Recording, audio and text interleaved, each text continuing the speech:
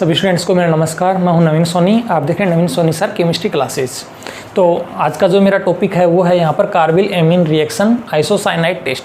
कल तक जो क्लास हमने ली थी उस क्लास में मैंने आपको बताया था कि एक रिएक्शन थी CH3 double bond O NH2 CH3CO NH2, जिसके अंदर मैंने आपको बताया था यहाँ पर कि Br2 प्लस यहाँ पर KOH आ जाता है तो यहाँ बन जाता है A।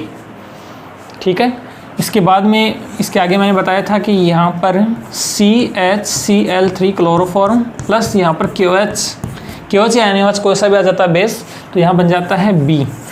तो यहाँ पर इस रिएक्शन को पूरा करना था, जिसमें मैंने आपको यहाँ से लेके यहाँ तक की रिएक्शन जो है वो कल वाली क्लास में करवा दी थी, क्योंकि यहाँ से लेके यहाँ तक जो रिएक्शन थी इसको बोलते हैं हॉफमान ब्रोमेमाइड रिएक्शन। ठीक है, अब यहाँ से लेके यहाँ तक जो है इसको बोलते हैं यहाँ पर कार्बिल एमीन रिएक्शन। ठीक है, तो कार्बिल एमीन रिएक्शन जो है वो यहाँ से लेके यहाँ तक है।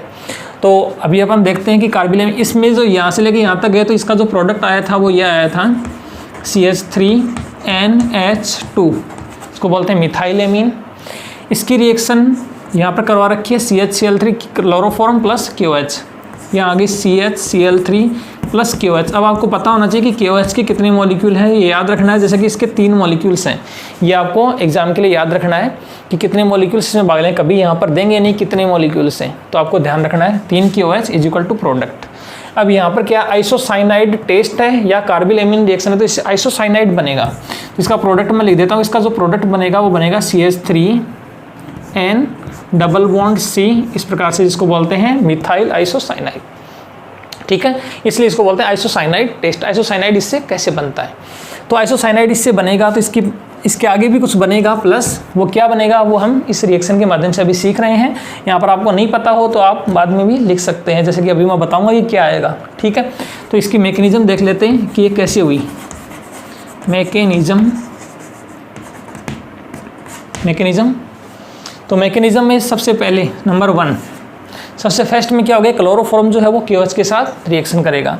तो यहाँ जाएगा CHCl3 क्लोरोफॉर्म, इसकी रिएक्शन करवाएंगे KOH के साथ KOH। ठीक है, तो ये रिएक्शन होगी कैसे, KOH के 3 मॉलिक्यूल हैं तो KOH को अब 3 बार लिख सकते हैं ऐसे करके KOH, और यहाँ लिख सकते हैं KOH, ये आ गया 3 बार। ठीक है, KOH 3 बार है, और क्लोरीन भी यहाँ पर 3 है तो आप 3 क्लोरीन को ऐसे दिखा सकते हो इस प्रकार से करके, यहाँ से एक Cl, यहाँ से दूसरा Cl, यहाँ से तीसरा Cl, तो तीनों को आप ऐसे दिखा सकते हैं जिससे रिएक्शन करने में सुगमता होगी।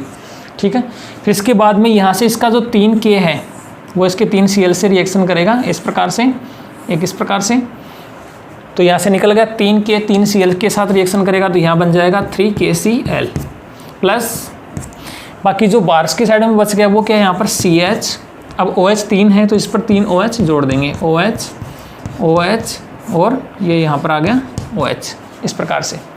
अब ये देखिए इसके अंदर ये जो बना है वो यहाँ पर आ जाएगा प्लस 3KCl, ये आ गया यहाँ पर प्लस के रूप में। बाकी ये जो है वो अनस्टेबल है,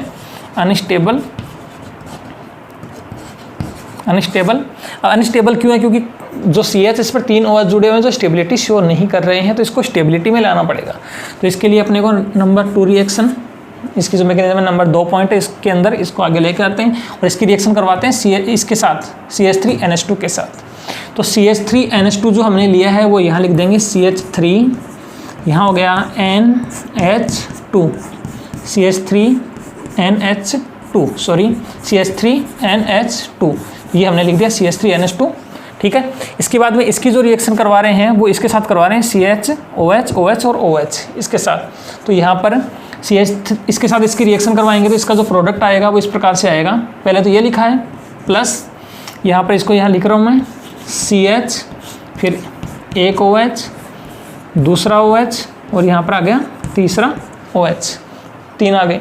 अब इज इक्वल टू, अब यहाँ से क्या बनेगा, अब यहाँ से देखिए ध्यान से, इसका H है इसके OH से रिएक्शन करेगा। ये बिल्कुल केयरफुली ध्यान रखना है कि हमने इसकी मैकेनिज्म कैसे बनाई है, बिल्कुल से ध्यान से रटना नहीं है, इसको याद करना है। तो इसका जो H है वो इसके OH से रिएक्शन करेगा तो यहाँ से आ जाएगा H2O, तो यहाँ से H2O का मॉलिक्यूल आउट हो गया। यहाँ से इसका जो H है वो इसकी OH से रिएक्शन करेगा तो यहाँ आ जाएगा H2O, तो H2O का दूसरा मॉलिक्यूल आउट हो गया है। तीसरा जो है इसके अंदर एक नाइट्रोजन, आपको पता है नाइट्रोजन के पास लोन पेयर्स होते हैं, तो इसका जो लोन पेयर है वो लोन पेयर यहाँ अटैक करेगा इस कार्बन के ऊपर। समझ आया? एक H2 यहाँ से गया, एक H2 यहाँ से गया, इस लोन पेयर ने इसके ऊपर अटैक किया तो इसका जो ये HOH है, ये HOH पूरा का पूरा यहाँ से आउट हो जाएगा। बिल्कुल से केयरफुली ध्यान से समझेंगे। HOH और ये यहाँ से अटैक करके इसके ऊपर किया तो इसका H और इसका OH यहाँ से आउट हो गया। तो यहाँ से क्या आउट हो गए? 3 आउट हो गए, 3 H2O के मॉलिक्यूल जो है वो यहाँ से आउट हो गए। प्लस प्रोडक्ट में क्या बचा? यहाँ पर आ गया एक तो CH3, ये आपको दिखाई दे रहा है CH3, फिर सिंगल बॉन्ड से N जुड़ा हुआ है, N। अब देखिए एक ऊपर जुड़ा है, एक नीचे जुड़ा है कार्बन से, तो ये आ गया डबल बॉन्ड C। अब बीच में इसने देखो यहाँ से इसने लोन पेयर इसको डोनेट किया तो यहाँ से H2O निकला है, तो इसको अपन यहाँ से ऐसे दिखा सकते हैं, ये लोन पेयर डोनेट किया जिसको बोलते हैं कोऑर्डिनेशन कंपाउंड। कोऑर्डिनेशन बॉन्ड जो है वो यहाँ से बन गया। प्लस 3 H2O के मॉलिक्यूल यहाँ से आउट हुए हैं तो यहाँ लिख देंगे 3H2O। अब आप देख रहे हैं कि 3 KCl हो गई, 3 H2O के मॉलिक्यूल हो गए, CH3 एंड C जो है वो देखिए यहाँ से बन गया है, तो तीनों के तीनों यहाँ से बन गए जो कि मिथाइल आइसोसाइनाइड। तो ये इसलिए इसको बोलते हैं आइसोसाइनाइड टेस्ट। आइसोसाइनाइड जो है वो यहाँ से बन जाता है। तो इस रिएक्शन में आपको क्या पता चला? यहाँ से लेके यहाँ तक तो मैंने आपको बताया था हाफमैन ब्रोमेमाइड रिएक्शन थी, और यहाँ से यहाँ पहुँचे मतलब A जो है वो A ये था यहाँ से A, और यहाँ से अपन यहाँ तक पहुँचे हैं B, तो ये आ गया यहाँ पर B, ये आ गया B, तो B ही जो है वो ये है। तो ये हो गया आइसोसाइनाइड टेस्ट या कार्बिलेमिन रिएक्शन। तो इस प्रकार से इसका स्क्रीनशॉट ले लीजिए और ये क्वेश्चन भी सोल्व हो गए हैं आपका। तो इस प्रकार से आप कार्बिलेमिन रिएक्शन जो है उसकी मैकेनिज्म और इसकी जो इसकी साधारण रिएक्शन है वो आप ऐसे कर सकते हैं। तो मिलते हैं एक नए और अच्छे वीडियो के साथ। लेकिन अभी तक आपने चैनल को सब्सक्राइब नहीं किया, चैनल को सब्सक्राइब कर दीजिए, पास में जो बेल आइकन उसको क्लिक कीजिए ताकि आपको मेरे बनाए नए नोटिफिकेशन जो है वो प्राप्त होते रहें। कई लोग क्या करते हैं, बेल आइकन नहीं दबाते, तो इसका रीज़न ये हो जाता है कि मैं जो ही कोई वीडियो डालूंगा या कोई भी बंदा वीडियो डालता है तो की नोटिफिकेशन आपके पास नहीं आती, वो वीडियो डालता जाता है, आपको पता ही नहीं चलता। तो अकेले सब्सक्राइब ही नहीं कीजिए, उसके पास में जो बेल आइकन उसको ज़रूर दबाइए ताकि जो भी बंदा वीडियो डालेगा तो उसका नोटिफिकेशन जो है वो आपकी स्क्रीन जो है मोबाइल की टॉप स्क्रीन उस पर आ जाएगा कि इस बंदे ने क्या डाला है। तो बेल आइकन को दबाना बहुत ही ज़रूरी है। तो मिलते हैं नए और अच्छे वीडियो के साथ। आपका दिन शुभ रहे। राधे राधे।